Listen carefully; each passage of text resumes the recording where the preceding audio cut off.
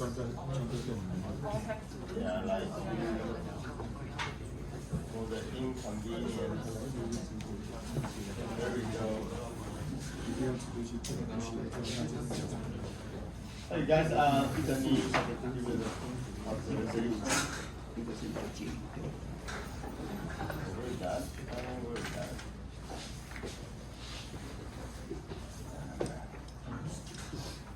Yeah.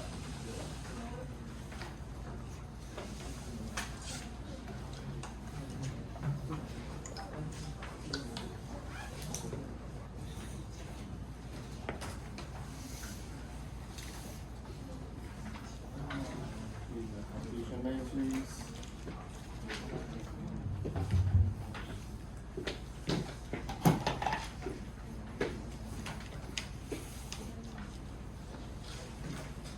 Refraction is another severe example. Yeah, this is like this is quite traditional, conventional. This is predict, and this is actual.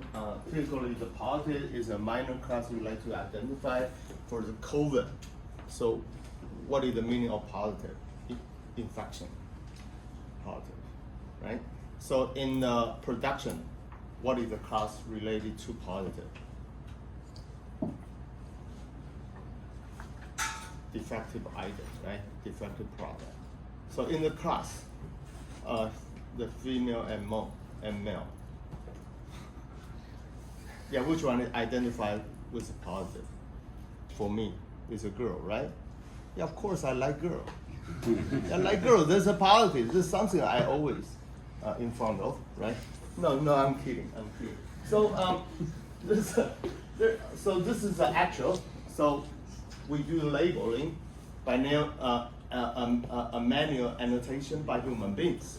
So this is a predictor called a classifier. You use a classifier to differentiate. So we don't have to annotate every single instance in the entire data set. For the production practice, how many items can you annotate each produced product, which is not possible, right? So the true positive, that means if it is defective, it is identified as a defective, do the classifier. This is true positive. What is the false positive? The product is not defective.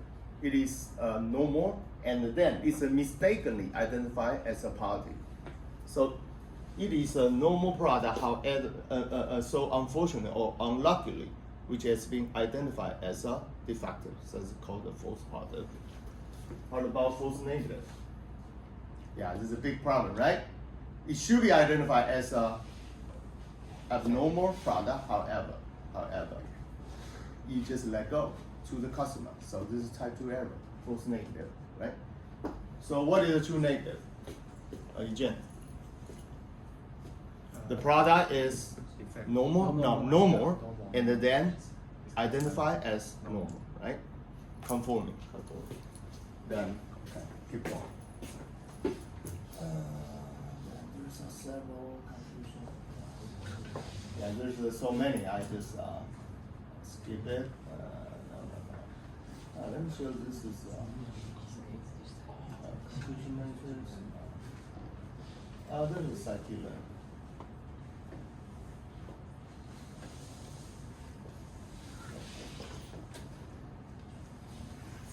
Okay, let me put. I'd like to see sensitivity in machine learning.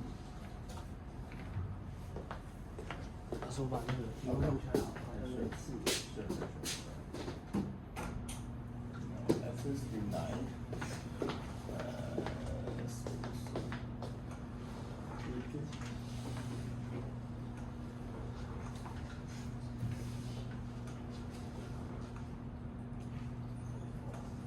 Yeah, there's something called sensitivity. Number of true positive is the number of true positive plus the number of false negative. So that is the number of the all positive instances. In actuality, so this is sensitivity. This is called a recall for each class. In the data set, there's only 5 dots. 5 dots, how many you have identified has been identified by the classifier. Okay, this is a specificity. This is related to the native instance. Right. Okay, then we move to the cross validation. Hold on.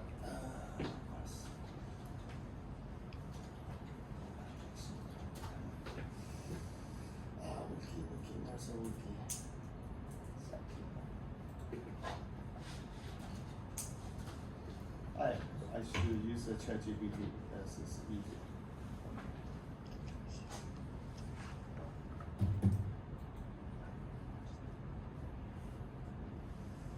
No, I need a diagram. Statistically. Let me see that. Yeah, let me put this as an example. This. So K in this case, for example, this is either 1, 2, 3, 4. So entire data set. Now, before, maybe just punch in the keyword. Don't worry. Don't make a sound. You punch the keyword. Just do it by yourself. And if K is equal to 4, so use 4. 1, 2, 3, 4. This is a 4 subset as a training, and test set.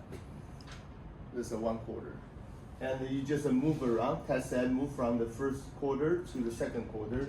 The 1, 3, 4 use as a training, and test set by using the second quarter, and so on and so forth. So move the test around.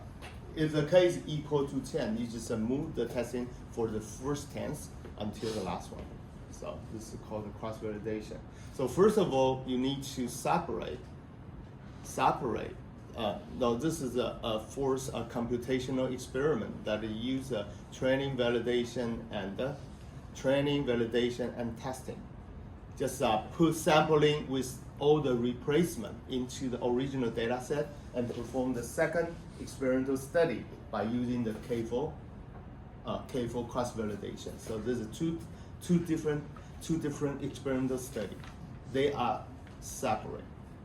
The first experimental study, you use a training, validation, and testing. Done. And move to the K4, you can use a 5 or 10, whatever you like to have. Since 5 or 10, or this is a rule of thumb, and just no validation is required for the second experimental study. Just move the testing set, the test set around first quarter, second quarter, third quarter, and last one, and so on. Any question? Question? No? No? Question? Question? No? Okay, thank you. So let's go back to the slides. So I need to rush a little bit since last week it is a lucky typhoon break. No, I don't know why do we have in Taiwan. This is ridiculous. So ridiculous.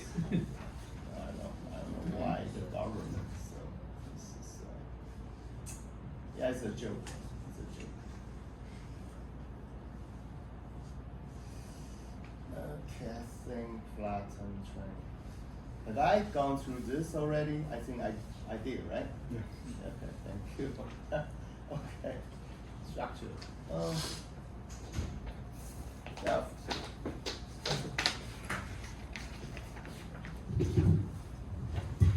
All right, model structures. So number of filter and filter size. When you download the source code. So this is very difficult to tell you what is just how can you do the adjusted to the hyperparameterization? Not very difficult. You just you go to the Quora or Reddit. There's some recommendation to the web. You just look around. So what is the most common setup? What is the common setup by the user to the, or you just log in into so to find the YouTuber what is the recommendation. Don't worry, and then you just try and run, try and error and get a result. Do you feel comfortable? If you do not feel comfortable, you just fine tune, try the different activation function.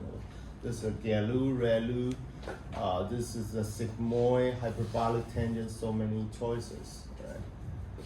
And model structure, number of the filter size, typically the 3.3, the filter size. So, and the number of the convolution layer, number of nodes, each dense layer, and the drop off, and and optimization loss function typically use entropy, cross entropy, and the optimization algorithm use an add-in or use a stochastic gradient descent, and learning rate typically learning rate should be learning rate the step size how far for each thing. So use a back propagation to update the weight, the place between the neuron. This is so many. So the in the early stage, the learning rate would just set up very small.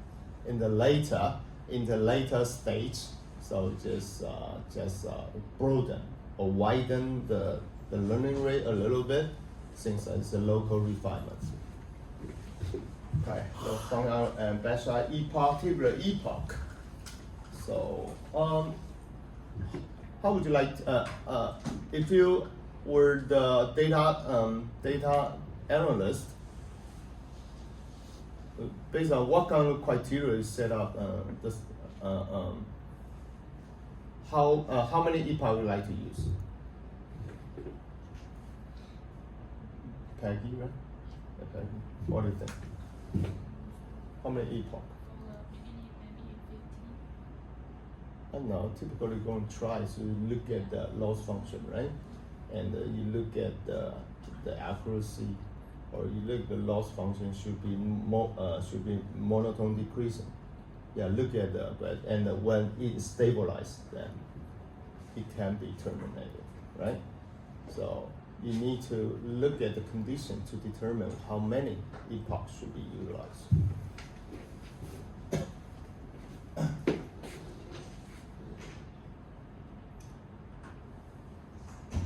So parameter setting, sharing, is sharing of the weight by all neurons in a particular feature map.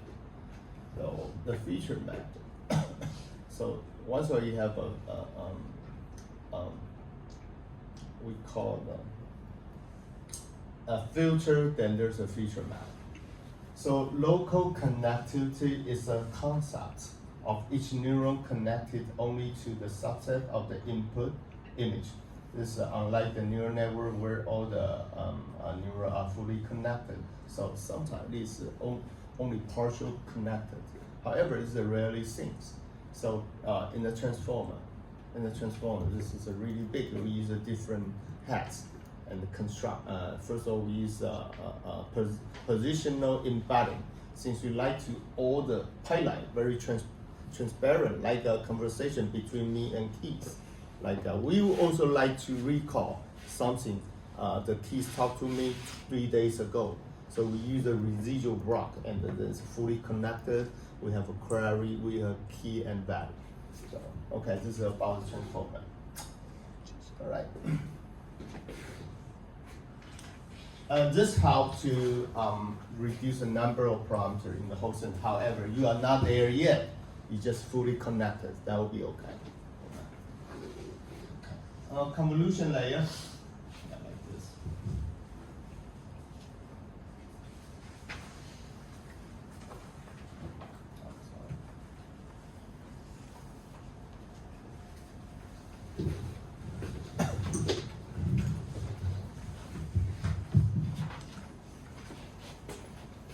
So edge detection by convolution. This, have I mentioned this last time? Yes. No? Yes. All right. So I found this. I think all of that. So operate by volume. So I found this. Ways. Okay, convolutions. Okay, this is 3-band. I believe I mentioned, right? All right, then. Okay, then this is some example. So this is numerical examples. A filter size of 3 by 3 by 3. So this is RGB. And then 3 by 3. This is like moving a window from the left to right, from the top to bottom. And then this is 111. Put all the 1 in here. And is any physical meaning of the 111? Taking the average of sum. You take the 111. In this local area, we take the sum. That means this is the average, right? Okay, this is the design were quite different from 1-to-1. So this is a filter, and then this. So, and there's some convolution that use two filters. The W0 and W1 with strike 2. Strike 2, that means, so typically if this is strike 1, each one you move 1 step to the right. This is called with the strike equal to 1. If you use the strike equal to 2, that means in here we move the, so when the first screening is done, then move the two step to the right. Call the strike equal to 2, like this. So there is some number you can test to validate the results. Strike, that means how far you're going to traverse through the entire image. Okay, then the set of the kernel. So it's also known as a kernel as well. So far, it's a linear transformation or nonlinear transformation. What do you think of? What do you think of? Linear transformation, right? This is since all the number are linear. So this is called a linear combination of the original value in the image, and the linear combination coefficient of the linear combination going to be the filter. Right? You multiply them together. We call the convolution. So where does nonlinear combination? Oh no, I would not say combination. What is a nonlinear? What is a nonlinearity happen in the neural network? Activation function, right? We use the activation function, maybe hyperbolic tangent transform into the sigmoid, or hyperbolic tangent, or ReLU or GALU. So why we need to do that? Why we need to do the linear transformation and the nonlinear transformation? Both. Why? Any? Why? Hello? Hello, guys, on the back. What do you think? Why we need to utilize? We need nonlinear functions. Oh, first let's talk about the linear combination. Why?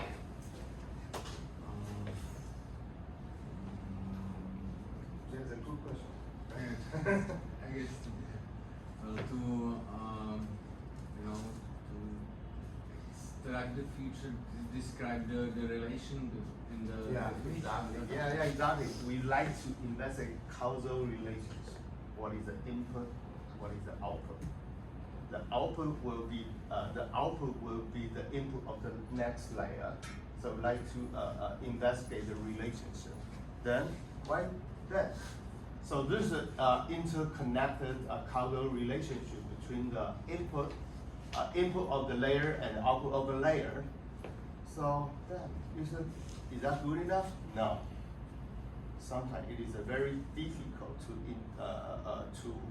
to explain the variance and the relationship between the x and y. What is the input x, y? So sometimes the linear combination is not good enough. That's why we need to the activation function, do the fine tuning. Then how good it is, we never know. We use a backpropagation to tune the weighting. How can we know it is a good or not based upon the evaluation of the loss function? Do you get it? That's a why. How can we use the backpropagation to tune up? That's how the Jeffrey Hinton won the Nobel Prize, the backpropagation. This is back in the 1980s.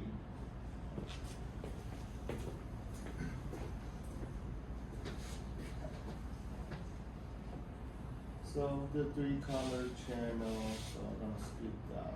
Okay, example trend. Okay, look at that. Low level feature, middle level feature, high level. So the trainable classifier. So you can see that this is a feature visualization of convolutional nets, trained the image net from the other back to 2013. So this is almost more than 10 years ago. So let's see that original is a high level. So this is a car, right? High level. There's this is like a tire. This is like a windshield, or there's some component. So use a more kernel. Use a mat pooling to enhance the feature. First of all, the machine extract the feature by human automatically. Typically, when we the human going to define what is the feature of an object, like this. What is the feature of this by human inspection? What do you think? Yeah, color. The color, yes, great, and the size. Shape. And shape. Yeah, that's great. This is by human, right? So if there's a CNN, we just input the image into a CNN. So you also automatically identify the shape. If you use a 3-channel, 3-band image, so it also identifies the color, right? So yeah, like this. This is a low level. This is quite smudge, and then the more the clearer, and then go identify some local called salient feature.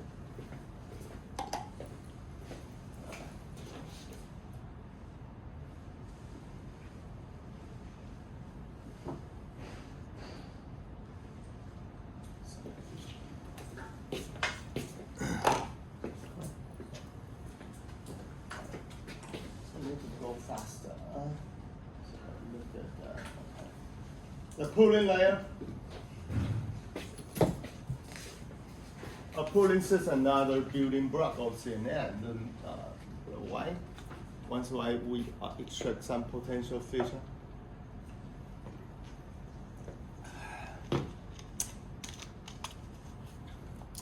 Yeah, CNN is a breakthrough, totally breakthrough for the artificial neural network. And there's another school for interpreting or representation of the data. It's like autoencoder that will be addressed later. Even though this is an image, so if we don't like to directly address the original image, so we like to just extract the latent space. Once the latent space was identified, which can be used as machine learning to classify in the multi-class classification problem. Okay, let me just continue. So pooling layer, the building block pooling.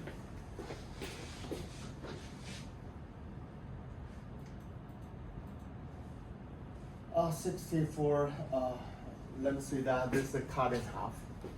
Right, the pooling 64, the 224 cutting one, cut in half into 112, and 224 cutting the 112. Yeah, like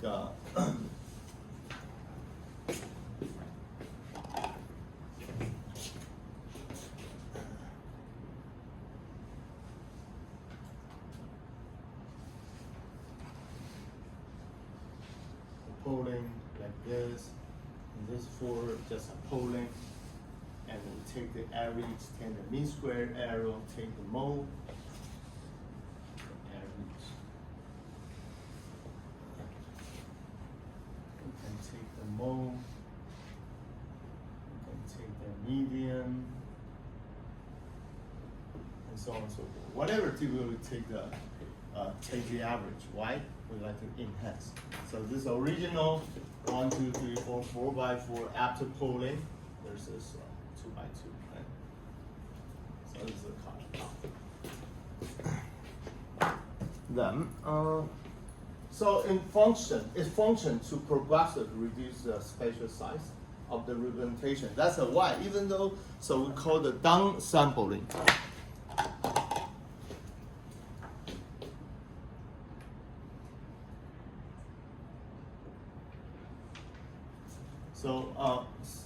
So you keep the downsampling, and then the information will lost dramatically from layer to layer. That's how we need to just use a different kernel, we use a 10 or 12 or 20 or even 30 kernel to represent different map. And fully connected, all the information we can connect it, and then assign the source maps to each class identified. So why we use a different map? We like to extract all the possible information, the different size, the different perspective, different color, or even the shape, or even the texture of an object in the image. So that's why we use the different kernels. So yes. How do we know how many kernels do we use? Oh, this is always a 1 million question to ask. This, for me, we use, I'll go some recommendation. You just, sometimes use a default set. So in the paper with code, there's a default published by original author. Mm-hmm. So sometimes if you don't, so going to diagnose. So you're going to diagnose. What kind of results you do not feel comfortable, then you just try to fine tune the parameter.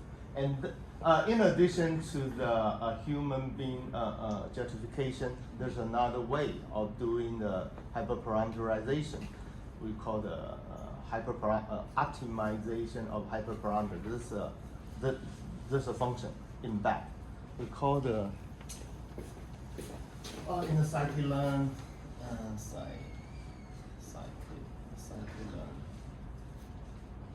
this is OPT. I forgot the name. This is OPT something. This is a hyperparameter optimization. You just check it. So there's 2 or 3 different functionality which can be called. It can be called when you use it. All right. And first of all, my 5 cents recommendation: use defaults as a starting point. Right. And then, so sometimes if the result is you need to look at what is the quality of the input. Like in the CFA 10, they're quite much low. There's quite low resolution, right? Then you might use a more kernel about how to describe the shape of an object of the kitty and doggy or something. So still has some judgment from human beings. You look at the original image, right? Then also data augmentation can be used as well. Augmentation is like image enhancement. So this is quite convenient. It's use a CV, the CV to do the data augmentation is a one-click away. It generates different data. The data, and then you have a label. You have an augmented image. They can flip. They can just shift it and rotate, and then you have more data for training. So it's with the higher confidence to get the good classifier or capable classifier. Right. Okay, let me finish this. And to reduce the amount of parameter computation in the network, a pooling layer operates and each feature map independently. So the purpose of the pooling is enhancement.